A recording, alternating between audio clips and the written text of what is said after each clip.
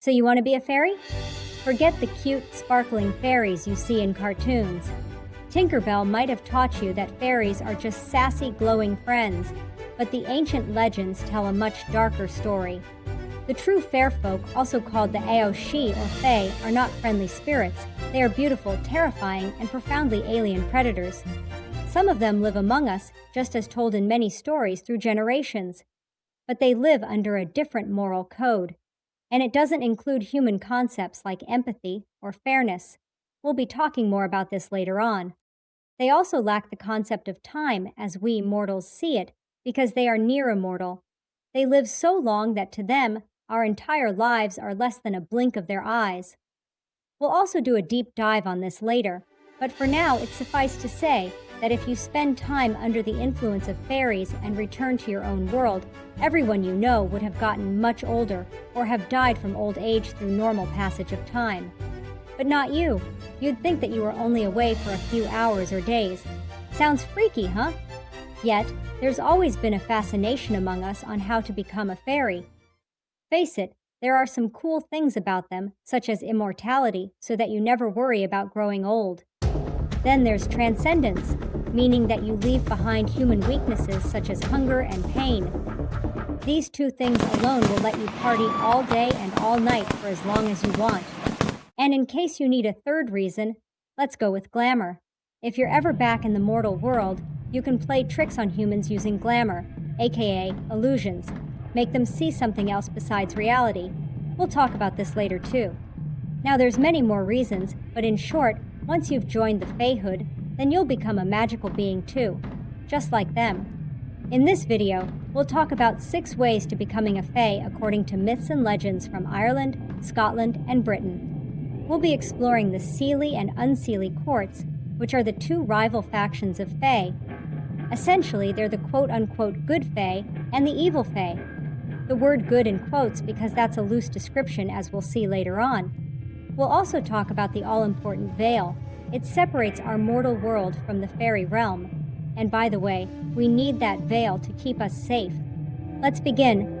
Number 1, abduction. The most famous, and perhaps the cruelest path into the Fae realm is through sheer force by abduction. The Fae desire the finest things the mortal world has to offer, and often that means taking our most skilled musicians, our beautiful youth, and most famously, our unbaptized children. This is not a random snatching, it's an efficient theft. The victim is often pulled across the veil during vulnerable, liminal moments such as during sunset, or being near a circle of mushrooms, or while sleeping near an ancient mound. A popular story is the tale of Thomas the Rhymer from Scottish tradition. Thomas, a poet and seer, was lured by the magnificent Queen of Elfland. This is the hallmark of Seelie court abduction, where the noble Fae abduct mortals to serve as courtiers, lovers, or skilled laborers. Thomas was taken to the Queen's timeless realm. He was forced to serve her for 7 years, and in return, he was gifted prophecy, the ability to see the future. He famously foretold the death of King Alexander III and the Battle of Bannockburn centuries before they occurred. But there's downside to this. Thomas was simultaneously cursed to speak only the truth, marking him forever bound by Fae laws. Legends say he didn't die. He simply returned to the mound to serve the Queen again when his time in the mortal world was up. He wasn't transformed by choice or curse, but by service and possession. Immortal beings always demand a service they cannot, or will not, perform themselves. They do not call it slavery. They call it a debt. But whether it's the Queen of Elfland demanding a mortal poet, or Hera demanding my labors, the terms are the same. You are chattel, and your reward is merely survival. In the case of infant abduction, the Fae often leave behind a disturbing replacement we call the changeling. While the motive for taking a healthy child to strengthen their bloodlines applies to both courts, the act of replacing the child with a sickly, malevolent Fae elder, disguised with glamour, is an act of pure malice, usually attributed to the more spiteful factions of the Unseelie court. This substitute is intended to wither and die, sparing the Fae the trouble of disposing of their own infirm, but sometimes the human family is left with the agonizing task of caring for a creature that looks like their child, but acts with an unsettling, alien malice. Number 2, eating Fae food. If abduction is the way the Fae take you by force, the second path, which is eating Fae food, is the classic trap they lay for the unwary. This is perhaps the oldest and most inflexible rule across nearly every supernatural folklore. Never eat the food of the dead, the gods, or the fair folk. This taboo holds true whether you are facing the glittering dangers of the Seelie court or the brutal necessity of the unseelie. The Seelie use forbidden food as feast that are so splendid they are irresistible. The unseelie, meanwhile, may force this binding upon a captive who is starving, offering them the only tainted sustenance available. The simple act of tasting their bread, their fruit, or their magical wine is seen as a sacred exchange. It's a transaction that signifies acceptance, a permanent taking of hospitality that binds your soul and your life force to the realm that provides it. The moment you consume the food of the Fae, you become part of their world. Human food will no longer nourish you, and you will find the mortal world itself to have grown flat, gray, and unbearable. This transformation is subtle but absolute. The Fae realm becomes your natural home, and returning to the mortal side becomes deadly, or simply impossible. This is not just about ownership, it's about natural law. By accepting their gift, you forfeit your status as a free mortal, dedicating yourself instead to the Fae's timeless ecosystem. The best way to understand this binding is through the ancient archetype of Persephone. In Greek myth, when she was abducted to the underworld, she ate 6 pomegranate seeds. That single, seemingly small act bound her to Hades. She was forced to spend 6 months of every year in the dark realm, having consumed its essence. The same rule applies to the fair folk. There is no undoing the sacred hospitality of the otherworld. It doesn't matter if it's the golden fruit of the Fae or the seeds of my own pomegranate. Even the smallest taste is an eternal contract. You become physically bound to that realm because a part of it is now inside you. If I could give one warning to mortals, it would be this: decline every feast, every offering, every glittering glass of wine. Hunger is temporary, eternal servitude is not. Once that forbidden fruit or wine passes your lips, your status changes.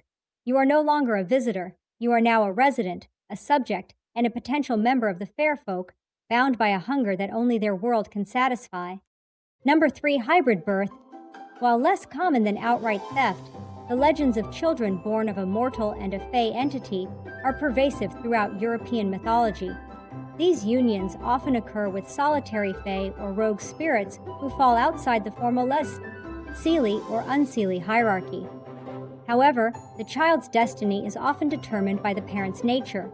Hence, a child of a dark spirit is aligned with the untamed power of the unseelie, while a child of a nymph or water spirit might be aligned with the beauty of the seelie.